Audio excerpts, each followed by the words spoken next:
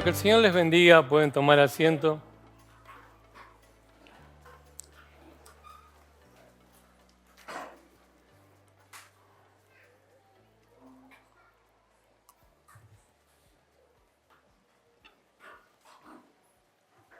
Primeramente, feliz día para todas las mamás. Espero que hayan pasado y terminen un hermoso día. Segundo, gracias a la pastora que me dio esta oportunidad de poder compartir con ustedes una palabra, de meditar juntos. En realidad, esta palabra que primero habló a mi vida, y cuando Irmi me hizo esta invitación, yo digo, bueno, a ver qué puedo hablar, ¿no? Primero pensé algún tema del Día de la Madre, pero después digo, vamos a hacer algo más congregacional, algo que nos pueda bendecir a cada uno de nosotros. Voy rápido, voy a tratar de no pasarme con el tiempo. Pero quiero hablar sobre una práctica o una acción que tenemos que es primordial para los hijos de Dios. Y estas prácticas, por llamarlo de alguna manera, ¿no?, es sobre la alabanza y la adoración. La alabanza y la adoración no es solo música. Ahora vamos a ver un poco qué es esto. Y yo en realidad mi foco lo voy a poner en lo que es la adoración. Pero como introducción, para que entendamos un poco, porque la alabanza y la adoración, si bien van de la mano, pero tienen algunos aspectos diferentes. Y si tomamos una definición, yo más o menos viendo definiciones, no me convenció ninguna y hice mi propia definición. Y la alabanza es una expresión de elogio, una expresión de cuando uno enaltece a alguien por alguna virtud que tiene. Y vamos a ver un ejemplo en la Biblia, en un salmo. Estos salmos que nos hablan mucho sobre lo que es la alabanza y la adoración. El Salmo 148, no lo voy a leer todo, pero voy a leer unos versículos medio salteados como para darnos cuenta de qué se trata este salmo. Exhortación a la creación para que alabe a Jehová. Y comienza diciendo, alabad a Jehová desde los cielos, alabadle las alturas, alabadle vosotros todos sus ángeles, alabadle vosotros todos sus ejércitos, alabadle sol y luna, alabadle vosotros todas lucientes estrellas, alabadle el cielo. Bueno, y así, no sé, el 9 dice los montes y los collados, el árbol, el fruto. Más abajo dice los jóvenes, los príncipes, los reyes. Bueno, hasta ahí. Vemos cómo el salmista describe y exhorta a la creación y nos muestra cómo la creación toda en su totalidad alaba el nombre del Señor. Y arranca de lo celestial, ¿no?, de los ángeles, y de ahí comienza a bajar el universo, las estrellas, los astros, los fenómenos naturales, la tempestad, el viento, el rocío, las plantas, las flores, todo. Describe todo como toda la creación entera alaba al Señor. Y a veces creemos que la alabanza es algo que solamente va dirigida solamente al Señor, solamente a Dios. Y debo decirles que no es tan así. A veces la alabanza es una expresión cotidiana que muchas veces nosotros tenemos y a veces lo hacemos sin darnos cuenta, lo expresamos sin darnos cuenta, pero alabamos cosas que nos gustan, personas que admiramos, ¿no? De hecho, ¿cuándo fue? El martes que jugó Argentina. Bueno, yo el martes me pasé 90 minutos alabando a Leo Messi por el terrible partido que jugó, ¿no? 37 años y jugó como un muchacho de 20. Y creo que muchos. Yo estaba mirando con Mati y decía, no, pero mira este crack, cómo la rompe, cómo le pega, qué golazo. ¿Eh? Alabamos a Dios. Y esto es una expresión cotidiana. ¿Está mal? No, no está mal. Otro pasaje que podemos ver y lo puedo refutar o comprobar bíblicamente, y está en el libro de los Cantares. Y hay un capítulo donde se titula que el esposo alaba a la esposa, ¿no? Muchos conocemos ese capítulo donde el autor de Cantares, de una forma poética maravillosa, describe a su esposa y se fija en sus ojos, en sus orejas, en su nariz, y todo eso lo compara de una forma tan poética y tan hermosa, ¿no? ¿Cuántos esposos alaban a la esposa? O viceversa, ¿no? Bueno, hubo media mano levantada. Dejémoslo ahí. Yo, por ejemplo, como no tengo esposa, tengo hijo, y yo cuando, dentro de tantas virtudes que él tiene, una de las que más destaco y la que más a mí me gusta y lo admiro y lo alabo, es cuando lo escucho tocar. Y a veces llego a casa y veo como Mati está tocando, o el bajo, la guitarra, y está haciendo... Desde de la vereda ya se siente. Y bueno, yo le digo, oh, Mati, qué bueno que lo que estás haciendo. No, no lo hago a lo cantar de los cantares, oh Matías, esas cuerdas vibran cual pelo al viento, y no sé, y esas sinfonías, cual el perfume. No, no. Le digo, ay, tú, qué groso, qué bueno lo que haces, me encanta, a ver cómo se hace. Y a veces le choreo algunas cositas y me enseña él a mí, ¿no? Pero vemos cómo uno, sin querer, cotidianamente alaba a aquellas personas o algunas cosas. Pero atención, el Salmo 145, fíjese lo que dice. 145, versículo 3, dice, grande es Jehová y digno de suprema alabanza, y su grandeza es inescrutable. Y acá hay una gran diferencia. Dios, nuestro Dios, Jehová, es digno de suprema alabanza. ¿Qué significa esto? Suprema. La de pollo no. Suprema.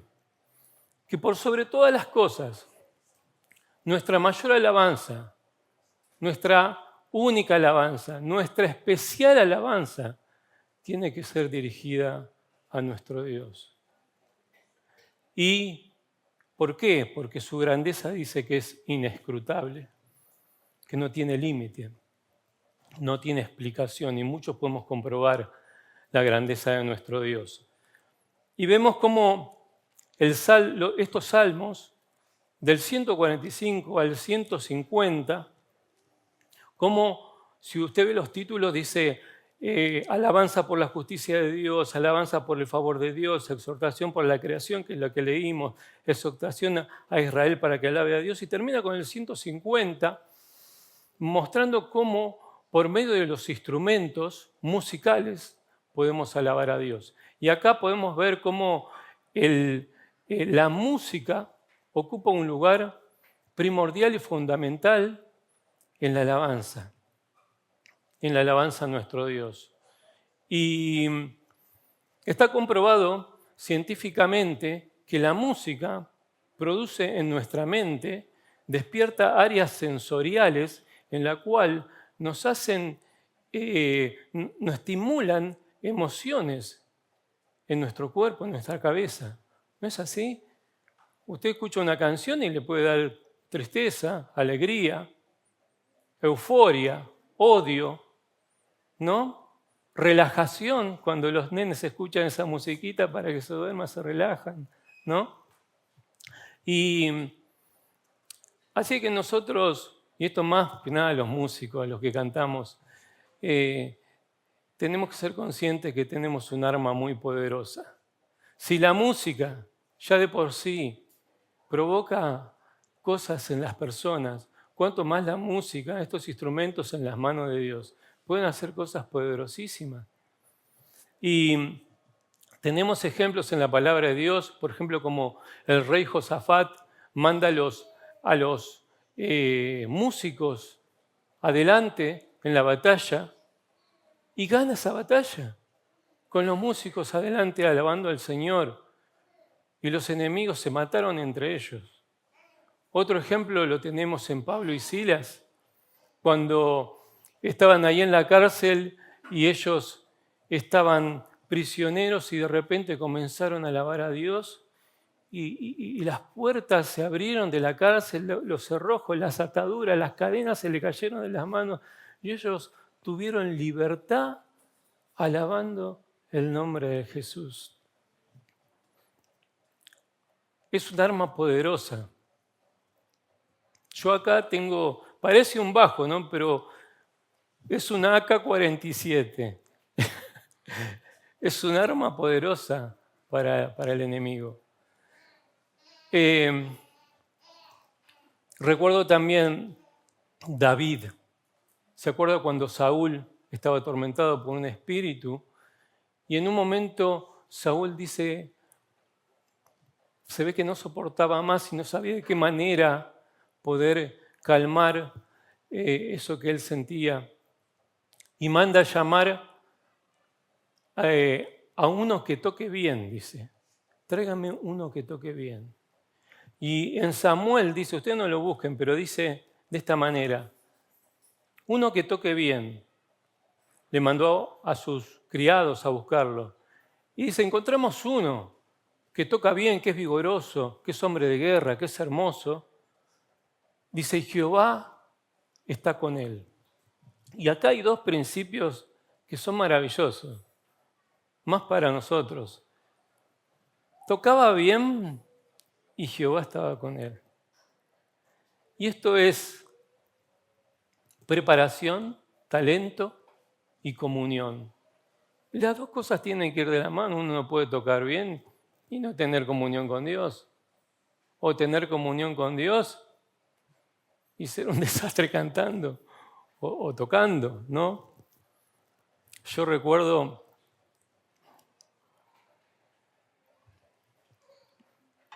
cuando era chico, había un espacio en la reunión, el momento de agradecimiento, donde se daba libertad y cada uno podía levantarse y dar un testimonio, una alabanza. Y bueno, de esta forma, yo me acuerdo que un muchacho, no voy a decir el nombre porque quizás quede mal, pero se levantaba y armaba él un popurrí de coros.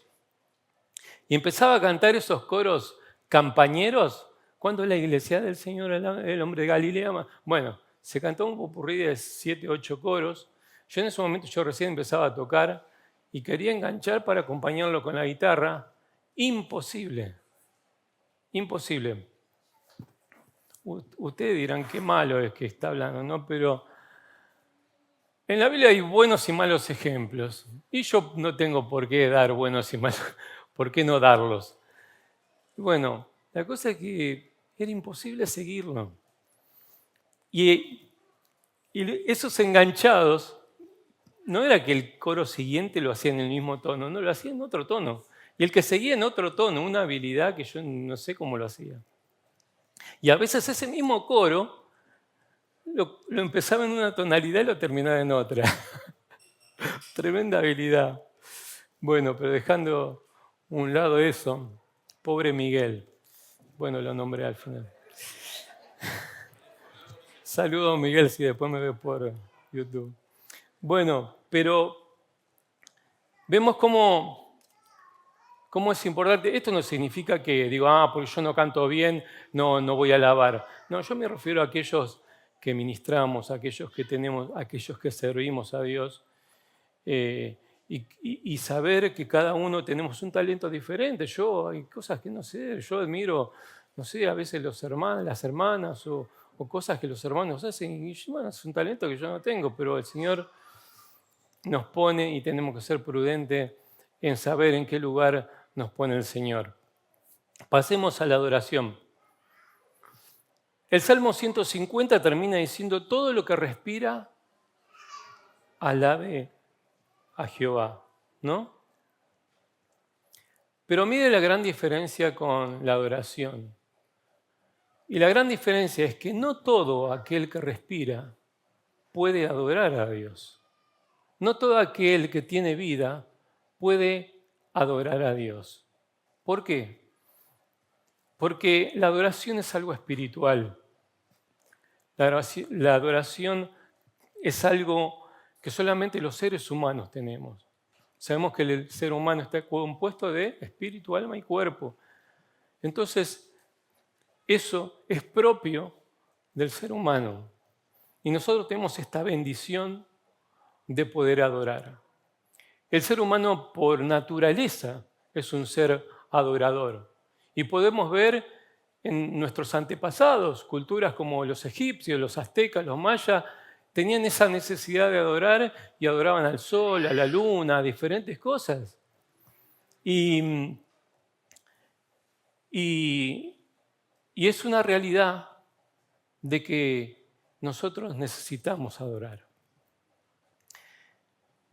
El centro de este mensaje está en San Juan, capítulo 4, y ahora sí, si lo quieren buscar o lo quieren poner en la pantalla.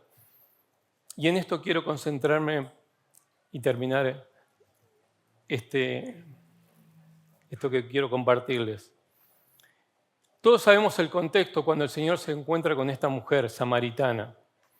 Y el capítulo 4 y versículo 21 comienza diciendo que Jesús le responde, después de tener una charla con ella, le dice: mujer, créeme que la hora viene cuando ni en este monte ni en Jerusalén adoraréis al Padre. Vosotros adoráis lo que no sabéis, nosotros adoramos lo que sabemos, porque la salvación viene de los judíos, mas la hora viene y ahora es cuando los verdaderos adoradores adorarán al Padre en espíritu y en verdad, porque también el Padre tales adoradores busca que le adoren. Dios es espíritu, y los que le adoran en espíritu y en verdad es necesario que le adoren. Primera cosa que le dice el Señor Jesús, le dice: mujer, créeme. La importancia de creerle a Dios, no de creer en Dios, pero de creerle a Dios. Es algo fundamental para que el Señor después pueda hablarnos, pueda mostrarse, pueda enseñarse, creerle a Dios. Y esta es la primera condición que el Señor le pide, y esto significa fe. Confía en mí, lo que te voy a decir es cierto, es esto, créeme. Versículo 22, adoráis lo que no sabéis. Ahora yo me pregunto, ¿uno puede adorar sin saber? ¿Adorar a algo que no conoce? ¿Ustedes qué dicen? Se puede. Y recuerdan cuando el apóstol Pablo visita la ciudad de Atenas. Dice que él llega allá y cuando ve la ciudad empieza a ver los santuarios y empieza a ver lo tremendamente idólatra que era esa ciudad. Y discutía con los judíos, con los filósofos de esa ciudad, y en un momento lo llevan al Areópago y la palabra dice que Pablo se presenta y se pone en pie y le dice: varones atenienses, por lo que veo recorrí los santuarios, los altares, y por lo que veo son muy religiosos. No le dijo idólatras, ¿no? Estuvo astuto ahí Pablo. Son bastante religiosos. Y entre esos altares, entre esos santuarios, encontré esta inscripción. Parece como que Pablo, no sé, habrá habido una inscripción y la guardó así, y dice, cuando vaya al Areópago lo muestra. Dice esta inscripción. Yo me imagino mostrándoselo así: al Dios no conocido. A este Dios que ustedes adoran sin conocer, es al que yo les vengo a hablar, es al que yo les vengo a predicar. a este Dios que creó el mundo. Y ahí Pablo comienza a presentarles al Dios verdadero. Ahora yo me pregunto para cada uno de nosotros, ¿podemos tener una vida y adorar toda una vida sin conocer realmente al Señor? Salvando las diferencias, ¿no? Pero digo, quizás no conocemos al Señor en la medida que Él quiere que lo conozcamos a Él, ¿no? Conocemos, pero bueno, hasta ahí, con poco compromiso. Pero el Señor anhela fervientemente que nosotros los conozcamos a Él en profundidad. Adoramos muchas veces sin entendimiento. Después dice más, la hora viene y ahora es cuando los verdaderos adoradores adorarán al Padre en espíritu. ¿Qué significa en espíritu? En espíritu es cuando nosotros volcamos todo nuestro corazón al Señor. Cuando le decimos, Señor, acá estoy, con todo mi corazón, con sinceridad, sin un mínimo así de falsedad. Y adoramos en espíritu, no sentimentalmente, no emocionalmente, no con el alma, sino con el espíritu. Porque una adoración sentimental es emocional, es del alma, pero no es espiritual. Muchas veces cantamos coros y yo también me deleito en las palabras del autor de los coros y verdaderamente a veces yo me conmuevo y mi espíritu, le digo de corazón, se estremece, me hace pedazos. Hay dos coros que siempre me gusta y se lo voy a confesar, que son el Salmo 23 y la bondad de Dios.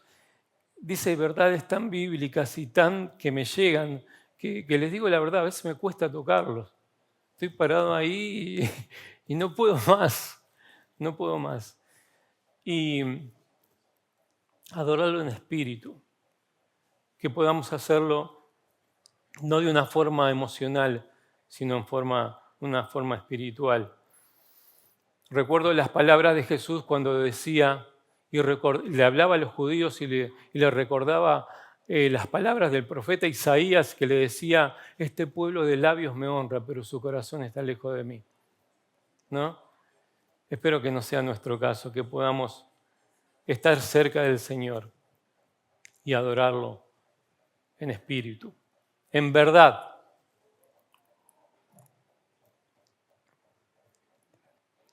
¿Qué es en verdad? Es adorarlo al Señor con conocimiento. ¿Conocimiento de qué? De Él, de su palabra. Dice que Él es el camino, la verdad y la vida. Y Él dice, adórenme en espíritu y en verdad. ¿Cuál es la verdad? Esta es la verdad. Este es Dios. Este Dios revelado a través de su palabra. Y yo conozco a Dios de esta manera. Y muchas veces tenemos oraciones, Señor, yo quiero conocerte más. Y el Señor te dice, bueno, lee más la palabra, lee más la Biblia. Este es Dios, acá está Dios. Y yo a veces digo, ¿cómo conozco a una persona? ¿Cómo conozco a ella, a alguien, a algún hermano? Hablando, tratando con él, sabiendo qué es lo que piensa, qué es lo que hace, cuáles son sus planes. Y de esta manera también tenemos que hacer con el Señor. Leyendo su palabra y orando y buscando que el Señor nos hable de alguna manera. Yo a veces pienso el Job, por ejemplo, otro ejemplo, tremendo ejemplo de adoración. Cuando él recibe el mensaje de sus criados, cuando había recibido toda esta tragedia donde había perdido todo, dice la palabra de Dios que Job, ¿qué hizo? Se postró, rasgó su vestido y adoró. Adoró a Dios. Adoró a Dios. Después tuvo sus debilidades, sus dudas, pero yo digo, y permítame volarme un poco, si Job hubiese tenido esta palabra, donde acá tenemos tantas riquezas, tantas promesas de parte de Dios, qué fortaleza hubiese sido para él, ¿no? De poder tener lo que nosotros hoy tenemos, hermanos. Y quizás Job hasta se hubiese ahorrado el interrogatorio ese que tuvo con Dios, ¿no? Pero sabemos Dios cómo le devolvió el doble, cómo termina la vida de Job, ¿no? Recompensado grandemente. Les voy a contar algo que me pasó. Hace unas semanas atrás me había hecho un chequeo de rutina y llevé los estudios a mi médica de cabecera. Y cuando empezó a mirar los estudios, llegó, hizo así, hizo un gesto medio raro y me empezó a preguntar, ¿cómo te sentís? Me dice. Bien. Y no tenés ninguna molestia, ningún dolor, ¿no? Físicamente, no. De acá sí estoy medio, pero físicamente no, estoy bien, no me duele nada. Y no se te hinchan las manos, vas bien al baño. Y yo digo, para Natalia, yo tengo confianza. Para Natalia, le digo, ¿por qué me haces estas preguntas? Y porque te dio un valor, te dio alto. ¿Qué valor? El PCR. ¿Qué sé yo? Explícame qué es el PCR. Y el PCR dice es una inflamación en alguna parte del cuerpo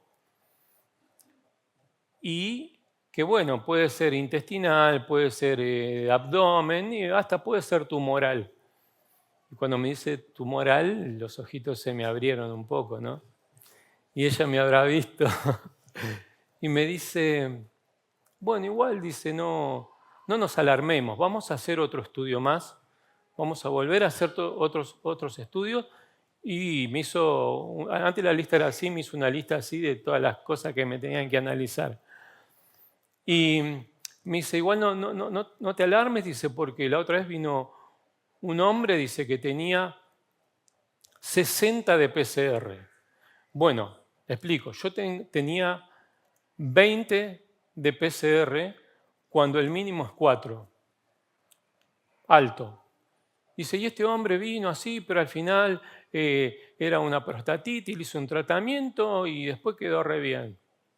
Ah, qué bueno. Yo, pero mira, digo, Natalia, no puede ser, digo, que un día antes, unos días antes del análisis, haya tenido una inflamación y haya dado estos resultados.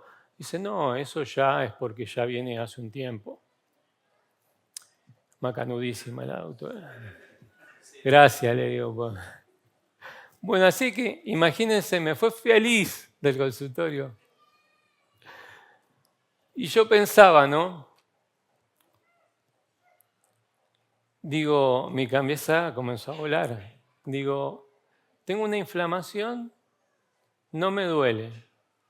Este hombre que me contó vino dolorido, ojalá yo hubiese dolorido. Me duele acá, ah, bueno, es acá. Yo digo, tengo una inflamación, no me duele, es un tumor. Yo estaba listo. Yo sé que ustedes no piensan así, pero yo soy de pensar así. Ustedes piensan, bueno, y mi cabeza, y me volé, pero hermano, mal. Hasta llegué a pensar, y cuando esté así, ¿quién me va a cuidar? ¿Y cómo voy a terminar mis últimos días? Mal. Pero después en un momento dije, ¿qué estoy haciendo? Digo, ¿qué estoy haciendo? Y agarré todos esos pensamientos y los puse cautivos a los pies del Señor y comencé a adorar al Señor. Me acordé de Job. Y mis oraciones, hace un tiempo, el Señor, cumplí tu propósito en mí. Y cada día yo me entrego al Señor. Cada día que salgo de casa, Señor, mi vida es tuya. Acá estoy.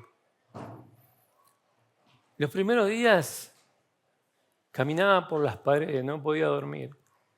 Pero el Señor, después que comencé a adorar y alabar a Dios, me dio una paz que no le puedo explicar.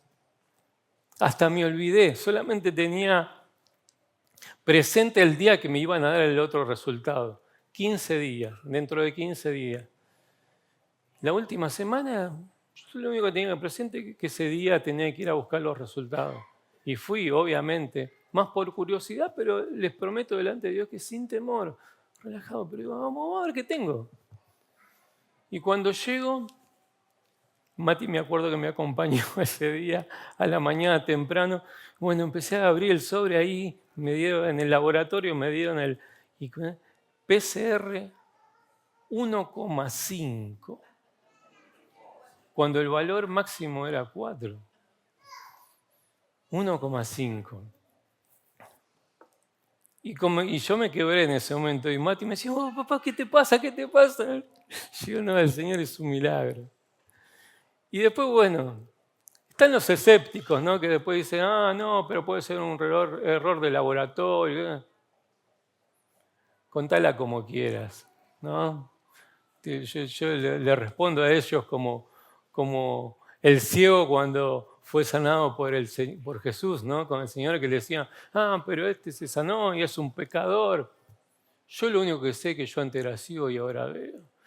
Y yo lo único que sé es que antes tenía 20 y ahora tengo 1,5. Amén. Gloria a Dios. Con esto termino. Termina el último pasaje que leímos, el último versículo. Es necesario que le adoren. Es necesario. ¿Por qué es necesario? Por esto que le termino de contar. Es necesario porque cuando adoramos al Señor, más somos conscientes de lo indispensable que es el Señor para nuestra vida. De lo importante que es el Señor en nuestra vida cuando tenemos una vida de adoración y podemos recibir del Señor fortaleza y podamos saber perfectamente quién es Dios. ¿Qué vas a hacer, Señor? No sé. Pero lo único que sé es que lo que hace el Señor es perfecto. Amén. Yo a veces digo, ¿ustedes creen que el Señor quiere lo peor para nosotros? ¿El Señor quiere lo peor para usted? No, el Señor quiere lo mejor. Pensamientos de bien y no de mal, dice, tengo para ustedes, para darles el fin que esperan. Qué maravilloso, ¿no? Qué maravilloso. Capaz que ustedes dicen, o si hay alguien nuevo en este lugar, qué lejos que estoy de todo esto que hemos analizado en la palabra de Dios, ¿no? De ser un verdadero adorador, de adorar a Dios en espíritu y en verdad. Pero ¿quién más lejos que esta mujer? Primeramente mujer. En ese tiempo ninguna mujer podía estar con un hombre que no sea su esposo en un lugar apartado. Sin embargo, se encontró con el Señor. Segundo, samaritana. Los judíos y samaritanos no se llevaban. Tercero, una vida desordenada completamente. Cuarto, una persona marginada por su condición, marginada por la sociedad. Sin embargo, Jesús salió a su encuentro. Sin embargo, Jesús fue y le habló y le presentó quién era Él. El Señor tomó la iniciativa. Hermanos, el Señor más que nadie quiere tener comunión con nosotros. Dice su palabra que el Espíritu de Dios nos anhela celosamente. ¿Usted se da cuenta de lo que dice? Nos anhela celosamente. Yo me conmuevo cuando el Señor quiere estar conmigo. Él más que nadie quiere estar conmigo. Una de las cosas que dice que Él busca adoradores. Él nos busca. Él quiere estar con nosotros. Por eso no es imposible. Seamos y busquemos ser verdaderos adoradores. Verdaderos. No dice perfectos, dice verdaderos. Nos podemos equivocar una y mil veces, pero podemos decir, Señor, acá estoy. Con mis flaquezas, con mis debilidades, con mis miserias. Pero yo reconozco que sin vos no soy nada. Amén. Quiero terminar esto con una invitación. El Salmo 95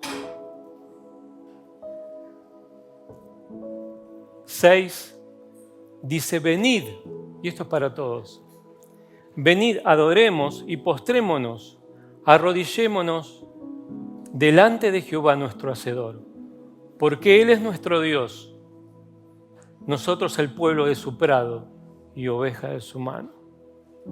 Él es nuestro Hacedor de milagros, nuestro Hacedor de maravillas, nuestro Hacedor de cosas nuevas que el Señor tiene preparado para usted y para mí. Que